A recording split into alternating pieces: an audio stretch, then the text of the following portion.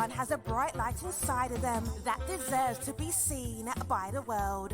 That's why it's time to shine the light on the extraordinary who are accomplishing phenomenal things. This is the Shine Out Loud Show with Lillian Obogo. Good afternoon, good evening, good morning, wherever in the world you are, and welcome to another episode of the Shine Out Loud Show with your host, me, Lillian Obogo.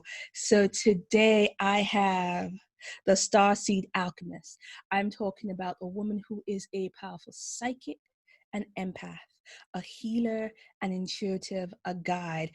Some of you know her as Yvonne Douglas. Some of you know her as a Starseed Alchemist. I know her as Diva and Goddess Supreme. She is just an all-round amazing woman who has taken her journey from pain to finding pleasure and her path and using it to actually help others heal and become whole. So join me and welcome my fabulous guest, Yvonne Douglas. Hi, Yvonne.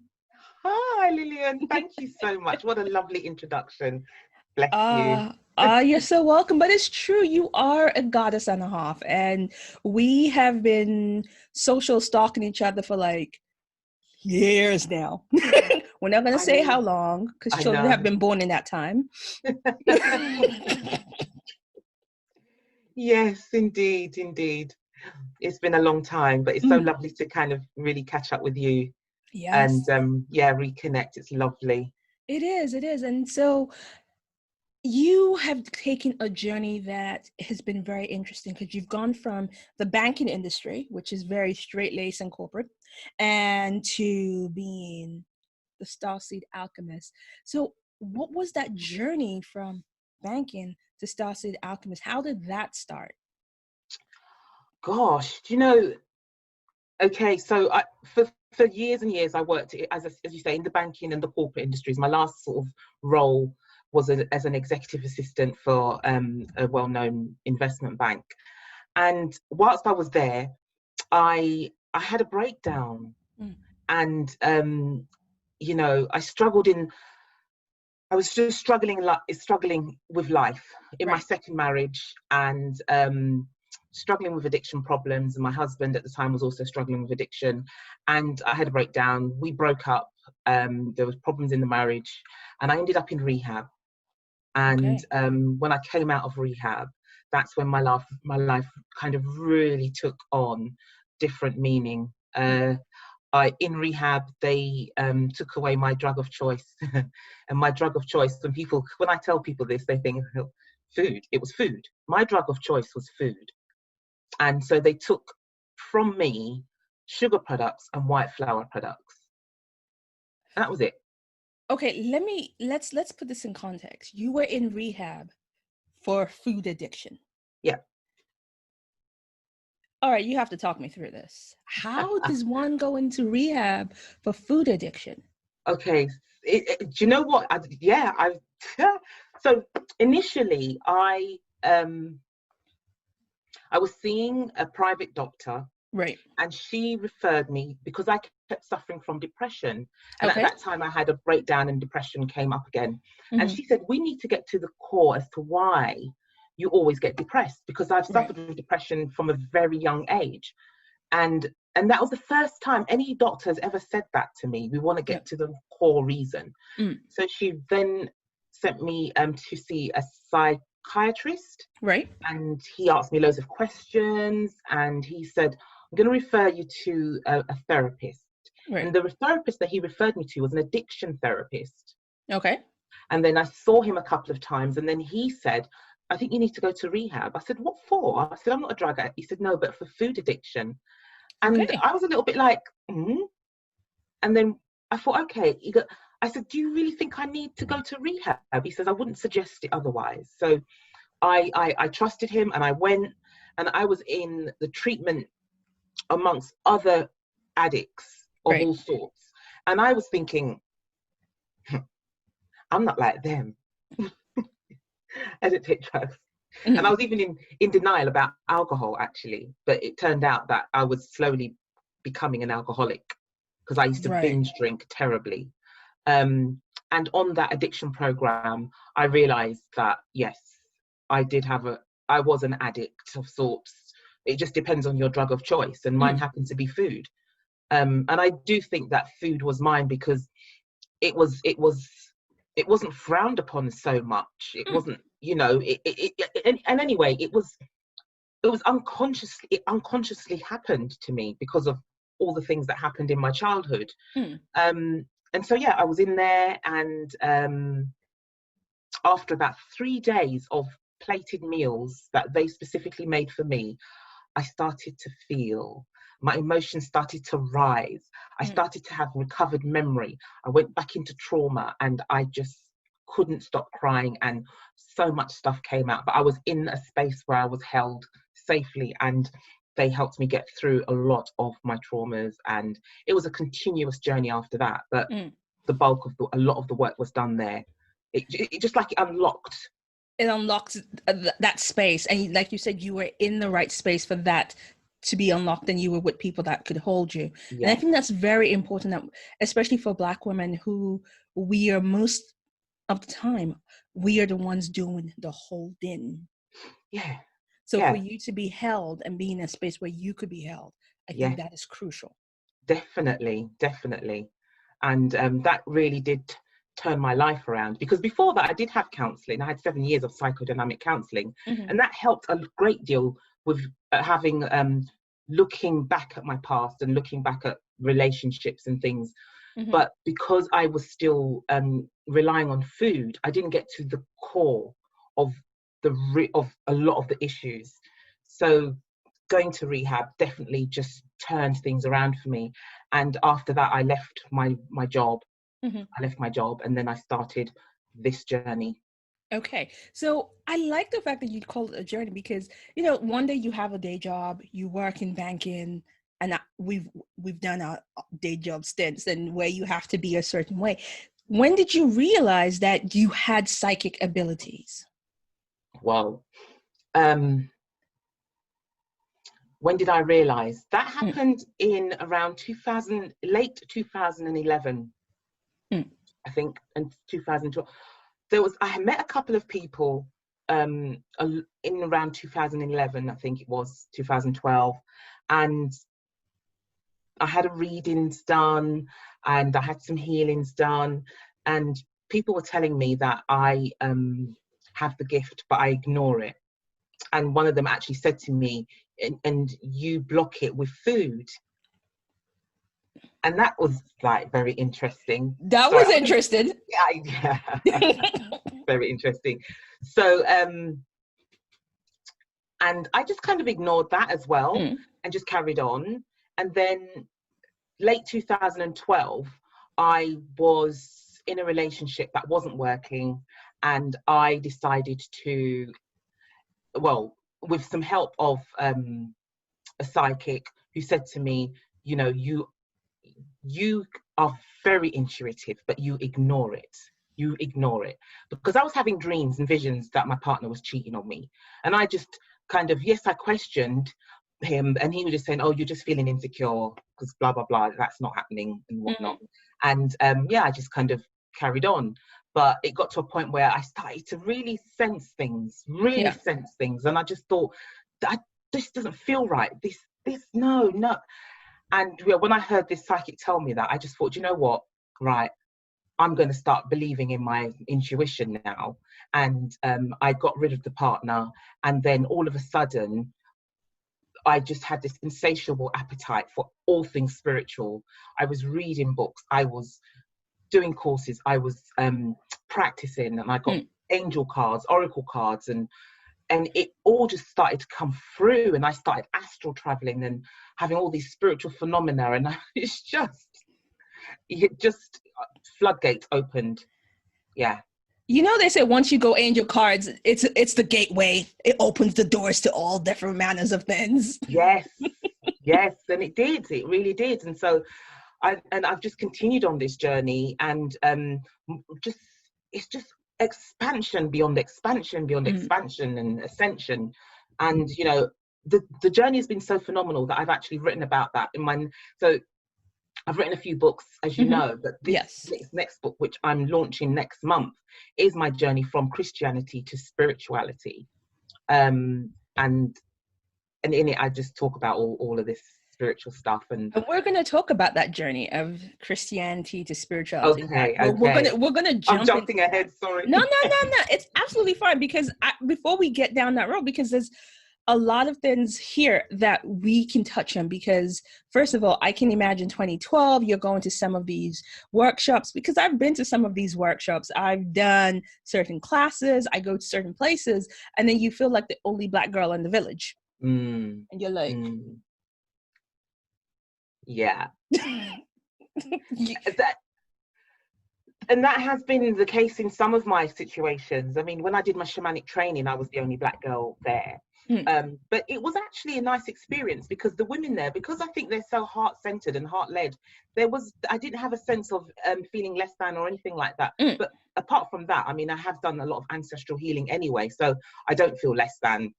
I mean, I noticed the difference. I noticed the shift when I did have some ancestral healing in how I viewed myself around white people, etc. But you know, there are lots of other spaces where there are a lot of Black women now. Exactly. And that's the thing. It's not so much about how we are received in those spaces by others, but sometimes there's something about going, I'm in this space and I'm the only one. And then you start to question, am I acting outside of the norm of what it means to be a Black woman? Am I acting outside the norm of what I know to be spirituality and religion? And we are going to touch on that, because there's so much. So let's start with this. Let's start with the ABCs here. You know, you talk about being a shamanic healer. Yeah. For those who don't know, and we are many, what is shamanic healing? Shamanic healing. So shamanism is the oldest spiritual teachings known to man. And we work with the elements. We work with the all the spiritual elements. So above, the Mother Earth, animal guides, the elements, the elementals, and we're calling our guides to draw on the energies that heal. And we use ceremony and ritual, and we work with our ancestors as well. And it's, you know, when you look around the planet, you have them in Africa. African spirituality originates with shamanism. You have the native Indians, and how, do you remember when we used to watch cowboy and Indian films? Yeah, you see, I was just waiting for my opportunity to jump in, because when you started talking, I'm like, yeah, the only shaman I know is the Navajo shaman who's going, beating the drums. And that is all the idea you have when you think about the word shamanic healing. Is the shaman is the old wise Indian woman, as a native Indian woman or a native Indian man, as doing the healing and casting to the wind and calling on the coyote spirit. And you're like, that's it. So when you said shaman, and then it's a whole different identity that we then are looking at, like, so your brain is trying to go, but the image we have is, it's really confined to one area. In what way? Sorry, when you say confined to one area. So the image we have is still pretty much like you said. It's, we go back to the cowboys and Indians idea of that's a shaman. So when you say you're a shamanic healer, people are like, how? And isn't that cultural appropriation? But also, how can you be a shamanic healer? And that's the questions. Yeah, it's not cultural appropriation, because shamanism is worldwide. You have Celtic shamans, you have Native American shamans, you have African shamans, you have Australian shamans. It's worldwide. It's the oldest spiritual teachings known to man, and it was worldwide. It was global, and it still is global. And there's different branches, and you learn different ceremonies and stuff, but ultimately we have something in common, where we use the elements, we use the animals, we use our guides to we all, you know, use different guides to do the work. And it's very powerful work. And I don't say so in order to be a shaman, you have to really grow up as one, so that you have the title of shaman. I'm a shamanic healer or shamanic practitioner, because I haven't grown up as a shaman. Right. So we're very mindful of how we use the term shamanic healer or shamanic practitioner, because we use the shamanic tools to do our work. as Right. opposed to Okay. me being a fully fledged shaman, even though in a Okay. past life I probably was one. We don't know. Might be Exactly. so. Yeah. And so and to me it fascinates me because they say as it's above so it's below. There's nothing new Mm. under the sun, and it's just the cycle that we are in terms of how people view what it is that people do. And then so there's this whole disparity about psychic abilities and being an empath and everything. I think there's still a lot of fear around what it is and isn't. So let's start with, what is an empath? An empath is a highly sensitive soul. So there are highly sensitive people, and then you've also got empaths who are on another scale of sensitivity. Empaths have the ability to feel other people's feelings before that person may feel it themselves. They have the ability to sense when something's going to happen in the environment. They can tune into the plant life, the animal life. There's different categories of empaths as well. So you might have a stronger pulling towards the animal and plant life, or you may have a stronger pulling towards humans and feeling their emotions more. And it's so you really have spiritual skills, spiritual abilities that the average person won't have in abundance as an empath. So being an empath is not an easy existence, actually, because empaths do struggle with working out what's theirs and what's not theirs. And you have to learn that our journey is about really learning to know thyself. One of the greatest philosophies is know thyself. Yes. When you know who you are, then you can act accordingly. You can look after yourself accordingly.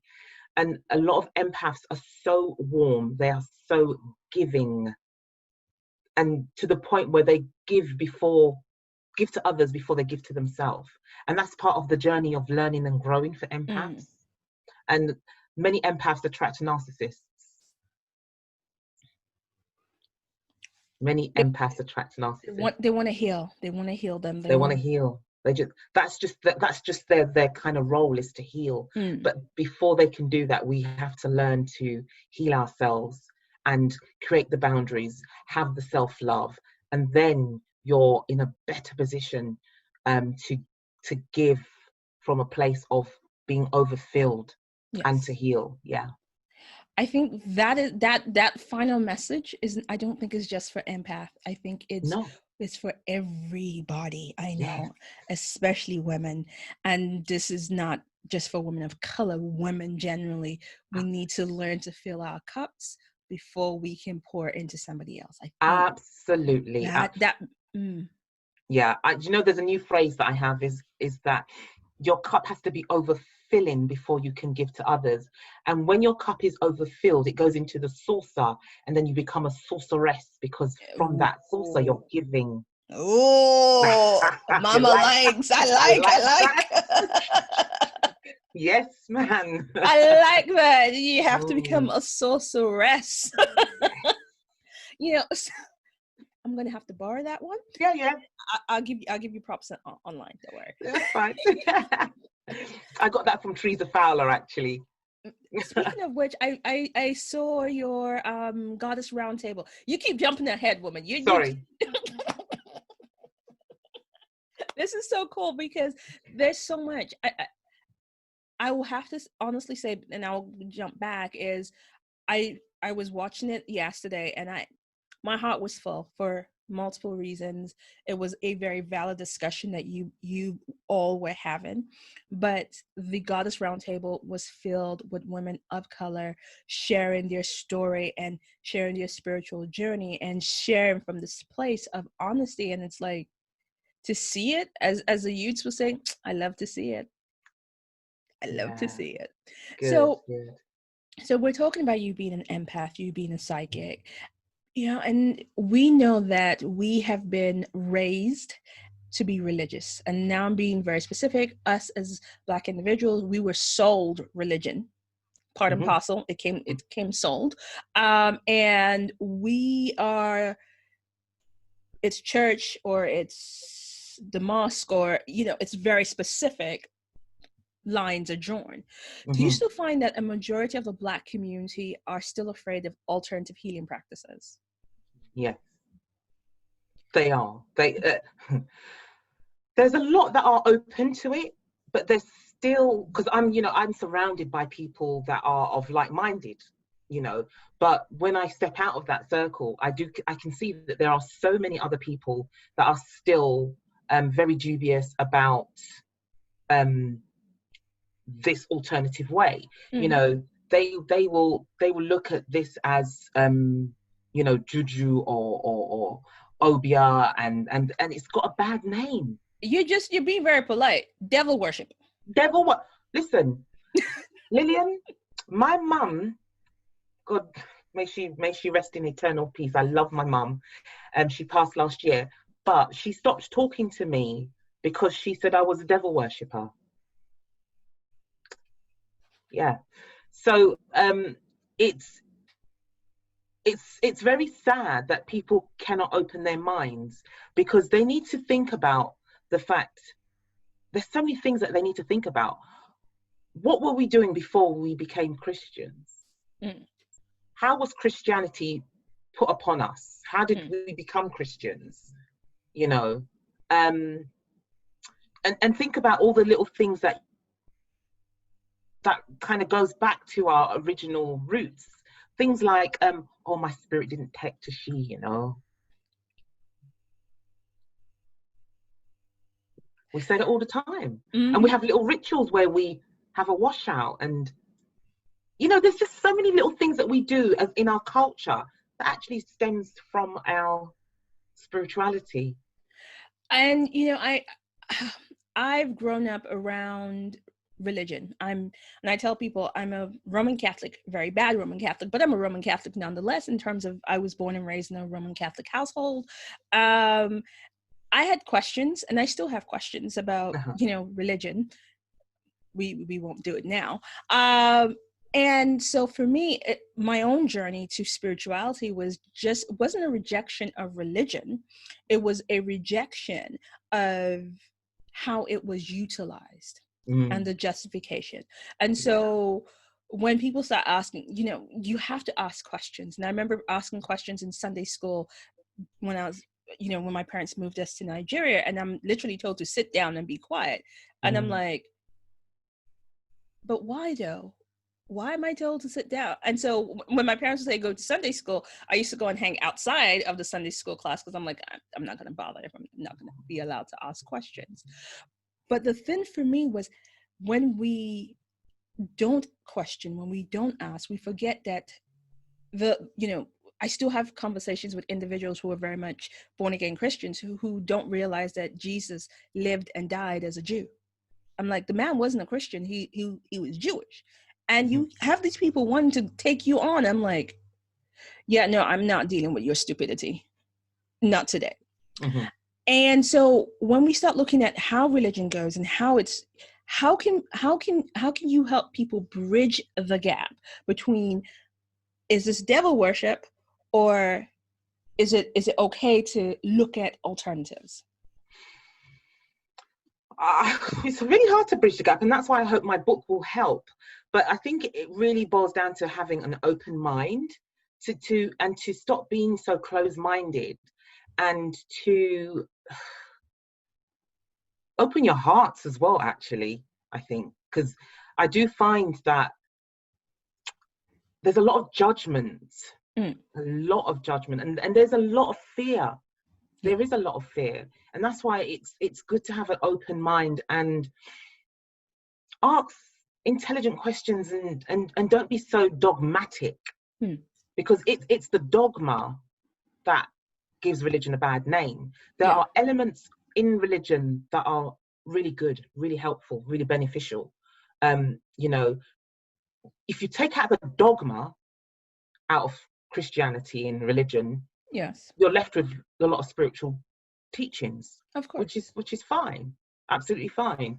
But the open mind thing is what's vital for people to kind of learn a different way, and and also question their belief. Because for me, I say that with religion, it's a belief. With spirituality, it's knowing. That's a different thing. It's very different. Because it's knowing. It's a relationship, a deeper relationship. And you look at the especially in the Catholic religion. I mean, I went on a oh God, that's another story. I went on a pilgrimage last year. I don't know why, but don't ask. But anyway, and it was awful. Oh wow! And it was. But if you watch the priests, they do ritual. We don't even have time on the show today to go into the level of appropriation, as I'll use the word, from old religion into what we know as the religion for today. The fact is, if you ask why do priests wear robes, they're wearing the robes that the priestesses used to wear. But we won't go into it now. Yeah. So we've talked about you have the book coming out. So when is it coming out next month? Let's just jump into the book. We might as well start here. It's due to come out, I'm hoping, on the 15th of July. Okay. As long as things work out. Okay. Yeah. That is the date that I'm planning. Okay. So the book is coming out, and it's your journey from Christianity to spirituality. And then in that you go into your journey and how it takes place. I think one should, first of all, before we start jumping and delving a bit more into the book, is when we start talking about your psychic abilities and how it presents itself, how do people respond? And here's the end. And is psychic abilities available to everybody? Okay, we all have a sixth sense. So yes, it's available to everyone, but we all have different levels of it. We can all tune into our sixth sense, our intuition, our gut instinct. We've all got that. So as an empath, though, my psychic abilities, it's kind of up there. Right. I have a direct connection to source. And there's different levels, different types of psychic abilities. You've got clairaudient, where you can hear spirit. You've got clairvoyance, where you actually see through your third eye. You have clairsentient, when you can feel spirit. Claircognizant is when you just have a knowing. And there's you can also smell spirit sometimes as well. So there's different types. And people, some people love it. Some people like to be around psychics because they're like, oh, tell me what you see, what can you tell, and things like that. But then there's some people that don't. They don't want you to sort of see what's going on for them. They want to be hidden. They want to hide away. And it can be, because I also do counselling, you see, and so I've got the double whammy. So on a psychological level, I can suss you out, and on a psychic level, I can see you. So they have no place to hide. They can't hide from you. So it's and it can be quite. I mean, being the person I am can be quite. It's a challenge because it's quite draining. Because I see a lot. But obviously, I am this person, and I am here for a reason, and I have to use those gifts for the greater good of humanity, and that's what it's all about, really. Okay, I'm going to ask this question because when you think about when you see psychics shown on TV or things like that, or in movies, and the one that comes to mind is Constantine. And I don't know why this movie frightened me on so many levels, because the idea that if you see evil sees you, your life is effed, is all over, they're coming for you. Or the next part is, you're in one place and something simple can transport you into the middle of hell. Is it like that for you? What Hollywood projects as being a psychic, do you just walk into place like we are right now together, even though virtually you can see all the stuff going on for me? Or are there rules to the engagement? There are rules to the engagement. I don't always tune in because it's just too much. And I don't necessarily, it's when I tune in, that's when I can see and feel what may be going on for you. But I don't always tune in because it's not my place to do that. If somebody calls me and wants to have a conversation about working with me and how I can help them, then I'm tuning in. Then right. I will tune in. But on the whole, I don't, I won't be. It's about having manners really and courtesy, isn't it? You don't just kind of go in and tell people what you see, unless you get nudged by spirit, because sometimes spirit will nudge me to say certain things. And also as an empath, I'm a lie detector. Ooh, that's pretty handy. It is very handy, and it's. But what I find really interesting is that certain people tend to still not believe you when you say you're a lie detector. They think that they can still lie to you, and they still do.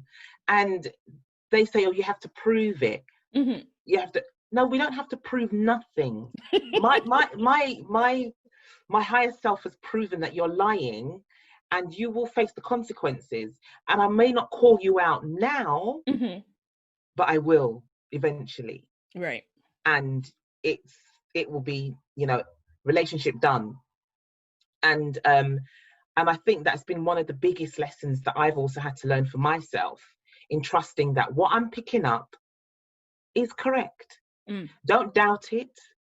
Don't let them pull the wool over your eyes.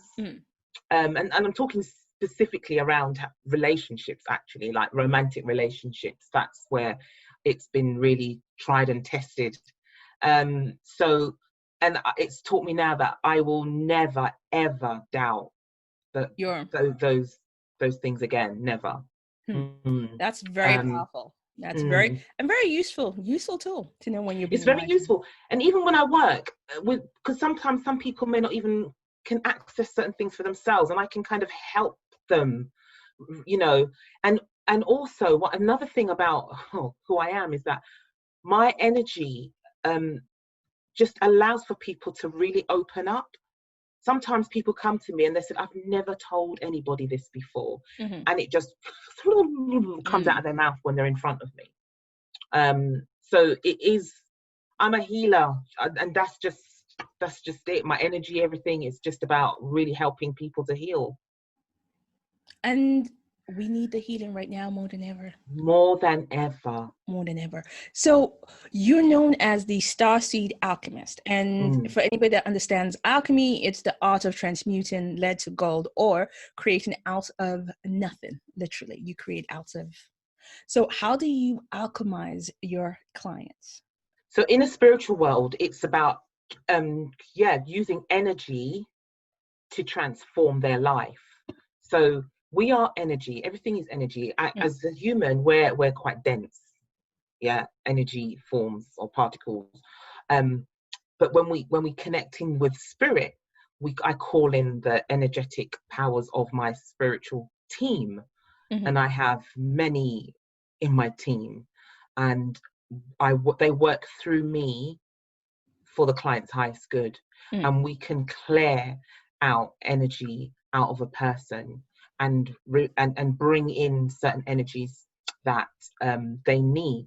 And it could be love energy, it could be an energy for them to trust, it could be an energy to power up their sacral chakra, or their solar plexus, or it could be energy that they've lost themselves, that belongs to them. So parts of their soul's been fragmented due to trauma, bringing those energy parts back. And it's just, I'm amazed at how powerful this work is and what it can do for people. And I worked on a lady back in February, and she actually says that I saved her life. And when she was presented to me, if either she would have walked out in the road and got knocked over and killed, or she would have been sectioned. When I saw her, she just was. When I saw her, I was like, oh my God, I brought her to my house and did some work with her for like 3 hours straight, and I pulled out some things out of her that, Oh, wow. yeah, did not belong in there, and they had been in there for a long time. And now she's flying. I've just put out a video actually of our of a heart-to-heart discussion that I had with her after her session, but a couple of months after her session or so, to show where she's at right now and stuff. And it talks about psychosis and mental health and the medical model and the holistic model and all that kind of stuff in that interview. It's very good. But yeah, so it's about alchemizing the person's life, changing their energy structure so that they can start to feel lighter and live their life on purpose and get rid of what doesn't belong to them. There's a question around, is the traditional medical practice, as what we know as medical healing, missing a trick with not involving a lot of alternative healing options, especially around even things like mental health? Is there something that the traditional medicine, who will go down the road of let's medicate first, are missing by not talking to women and men who are doing the work that you do?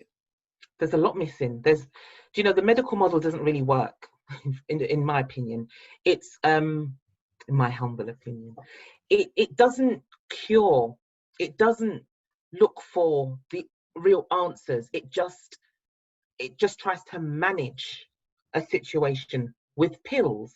And we know that the pharmaceutical industry no, they're not our friends. No, they're not. They're making money. They're making money. And whereas with this model, we're looking to cure people. We're looking to get to the core of what's causing them this dis-ease, this imbalance. You can have spiritual tears in your psyche, which can be healed energetically. Okay. And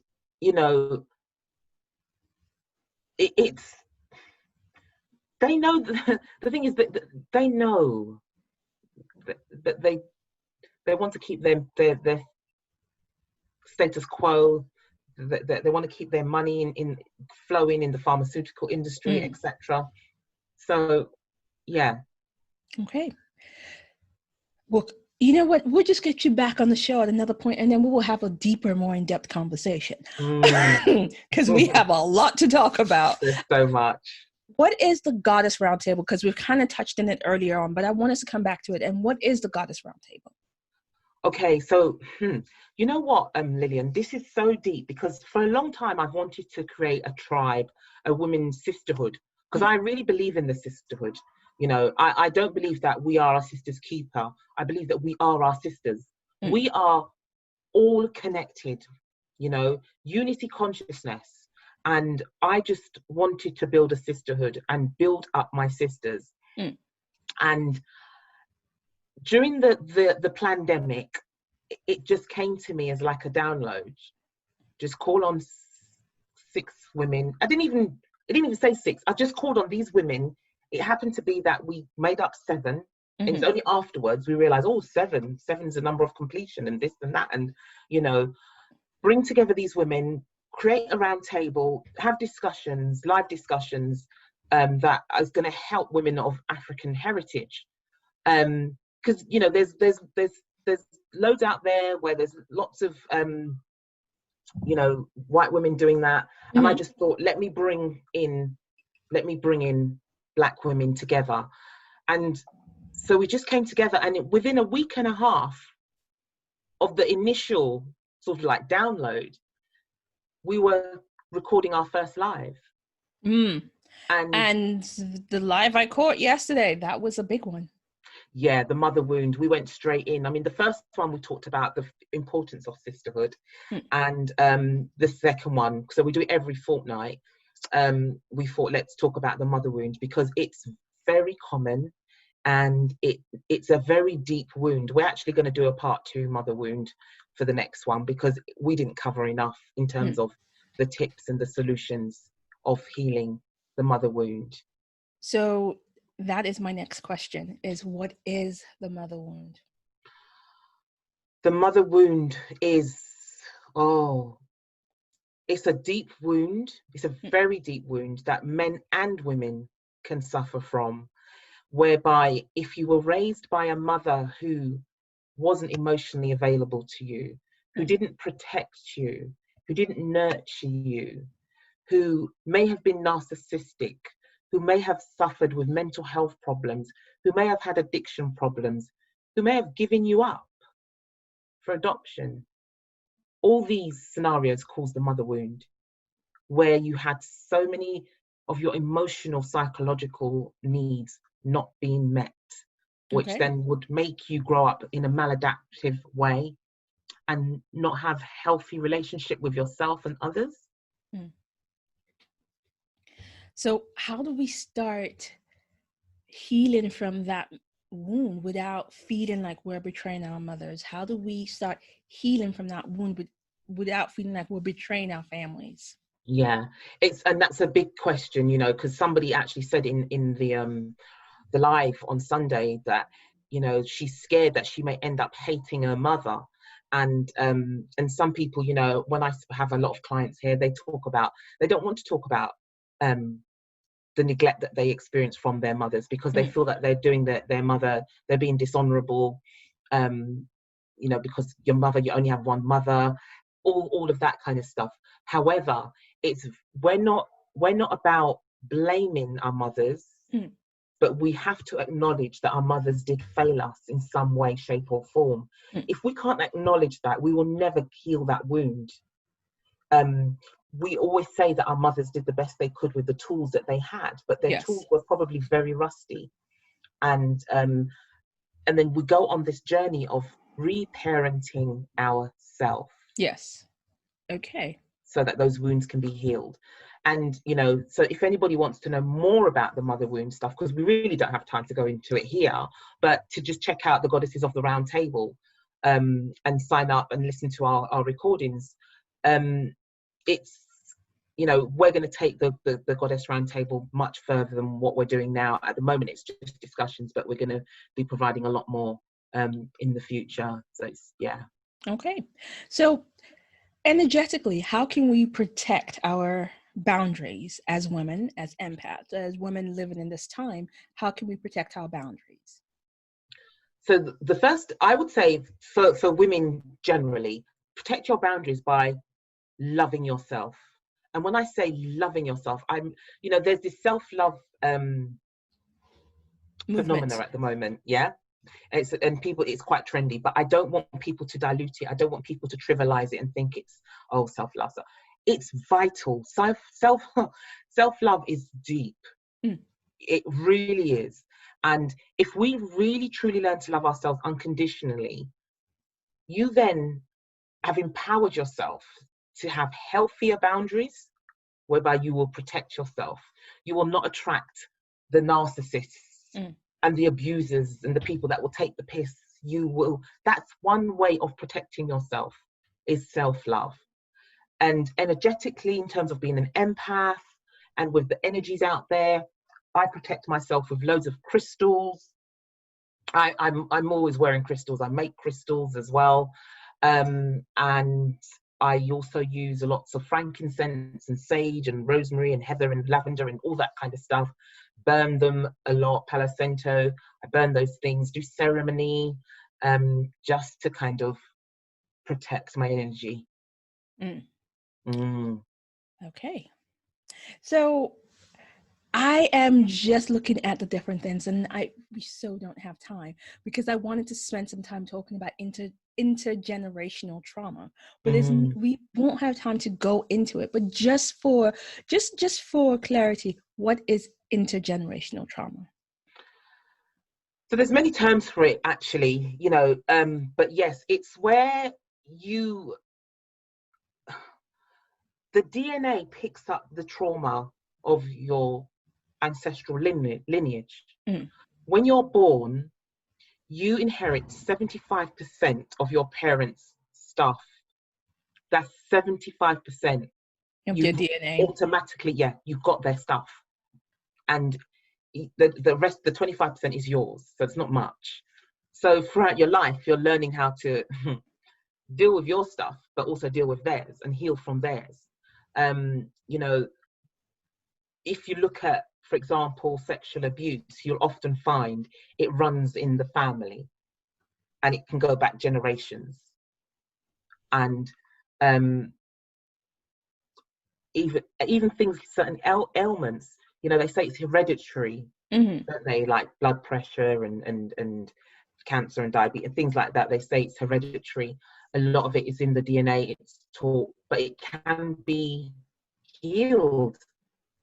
It can be healed and stopped, as long as if we make that decision to be the one to stop the patterns, stop the cycles, do the healing work, it can be done. Okay. It can be done. Yeah, that's intergenerational trauma. Listen, Yvonne, I'm just going to have to get you to come back because we have so much to talk about. And so we've just come to the point of the show where we talk about our so loud moment of the week. In your case, it can be the week, the month, past lifetime. I don't care. What are you celebrating that is your so loud moment for the show? What am I celebrating? Oh my gosh. Do you know what? I think for the first time for me, I really do feel like a goddess. Like, I feel like I'm in my power. I'm celebrating financial abundance at the moment. Nice. I think the lockdown has really done a lot for me. I did some more of my own shadow work, actually. It just came knocking at my door. And I had to do some forgiveness work, letting go, opening my heart more. And it has just created so much within weeks.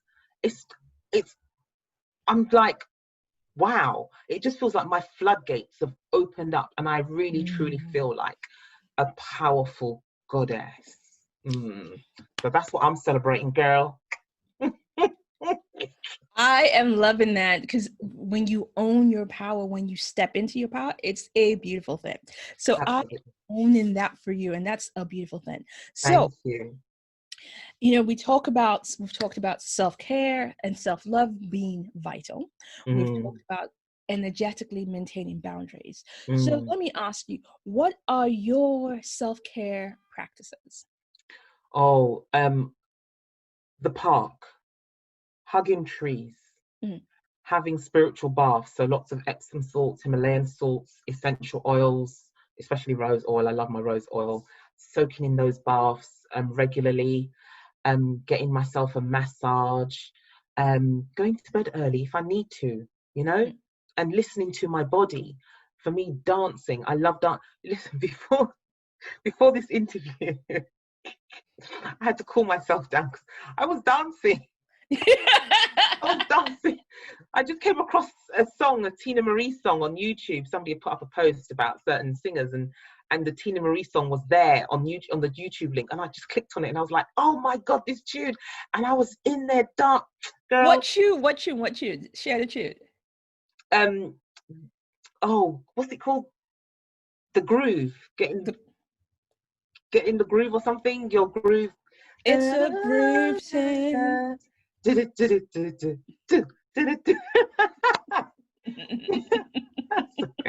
Can't sing very well, but yeah, it was just for me, dancing is very therapeutic.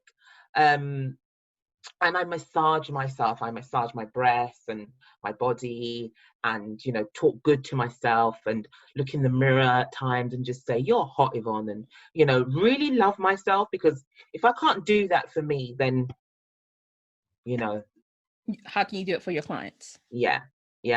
Well, not hug them, not massage them and stuff, but yeah, if you know what I mean. But yes, it's sorry. And you know, for me, I do like to have a laugh. So I just sometimes I make myself laugh.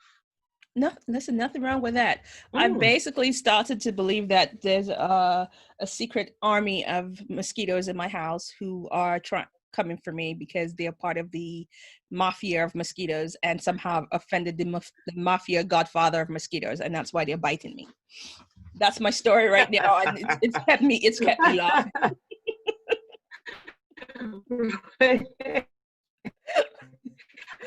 Absolutely. Do you know what I mean? So we have to do what makes in a way that is so nurturing. We have to. We keep losing you, Yvonne. So let's see if we get you back for the last couple of minutes. There you are. We lost you for a few minutes.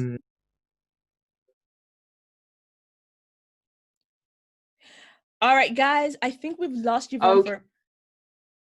Okay, right. Yeah, I can see myself frozen. That's okay. As long as we can hear you. I wanted to say thank you so much for being with us. Before you go, how can people find you? Can you still hear me? Hello, hello. They can you can't hear me? I can hear you now. Yes. Yeah? Okay. Oh, it's saying my internet is a bit unstable. So yeah. Right. So people can Google me, or just my email address is YvonneJDouglas.com. Okay. YvonneJDouglas.com. And from there you can find my social media handles: Instagram, Facebook, LinkedIn, YouTube, etc. Awesome. So you can find her under YvonneJDouglas.com, which is her website. You can find her on Insta, LinkedIn, and Facebook. So guys, you know what to do. Reach out to Yvonne if you want to discover more. We're going to arrange to get her back on for a longer conversation, and we'll go into all of this a bit more. But for now, we're going to say a heartfelt thank you for being on the show. Thank you so much, Lillian. Thank you for having me on the show. It's been amazing. It's gone so quickly as well. I know. Time runs when you're having fun. So guys, it's a wrap. You know what to do. Leave us a review. Tell us what you think. We want to hear from you. You know where to find us. So catch you soon. Bye. Bye.